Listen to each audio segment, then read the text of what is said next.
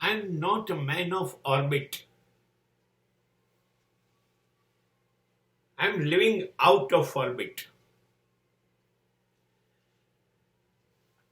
ભ્રમણ કક્ષા જેવું મારા માટે કશું છે નહીં. તમે જીવો તમારી મનગમતી ભ્રમણ કક્ષાની અંદર. હું ભ્રમણ કક્ષાની અંદર જીવવા માંગતો નથી. હું મારી પોતાની ભ્રમણ કક્ષા બનાવવા માંગુ છું અને હું ભ્રમણ કક્ષાની જ બહાર જીવનારો માણસ છું. Then what is this orbit? Orbit means decided rules and regulations. Orbit means decided constitution. You have to move, you have to live, you have to think, you have to obey the rules and regulations and constitution which is organized, which is maintained by some other people. It means you will be managed by the others, not yourself.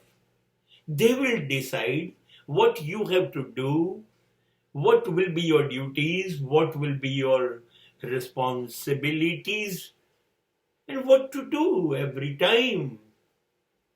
That somebody else will decide it, and that will be a discipline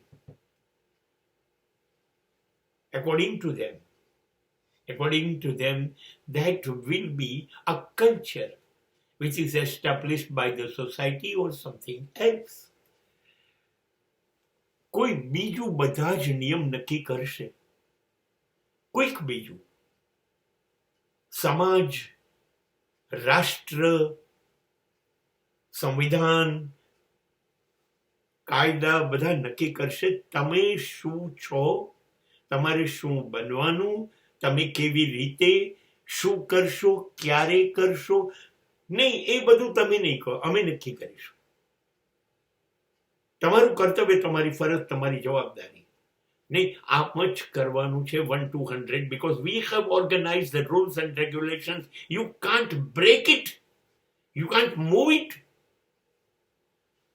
નહીં, હું આ જેલમાં નહીં રહી શકું.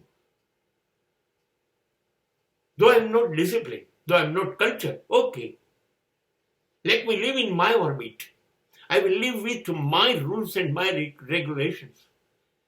I will have my own world. How can I live in the same world which is not mine? Which is totally controlled by somebody else? મારા દરેક શ્વાસોનું નિયમન હું નહીં, બીજું કોઈ કરશે. એ કેવી રીતે મારી સાથે શક્ય બને? Next to impossible.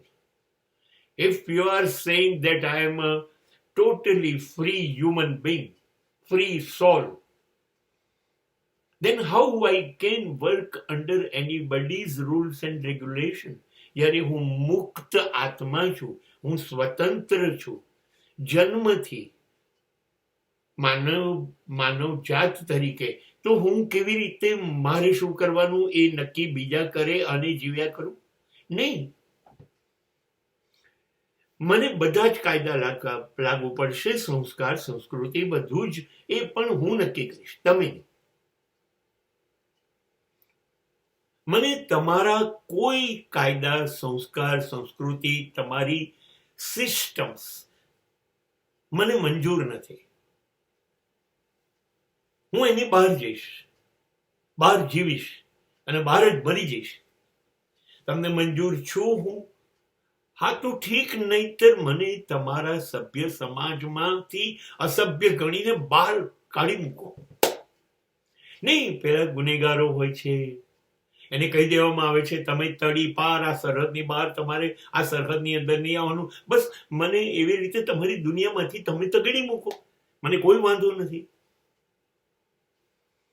હું નહીં પ્રવેશબંધી તમારા ગામમાં, તમારા નિયમોની દુનિયામાં, તમારા સંસ્કારોની સંસ્કૃતિની અંદર હું નહીં આવું. I promise you. I am not a man of orbit. હજારો વર્ષોથી જે પરંપરાઓ, જે નિયમો તમે બનાવ્યા હોય એમાં જીવ્યા જ કરવું. અને એને સંસ્કારિકતા, એને સંસ્કૃતિ કેવી? હા તો તમને મુબારક.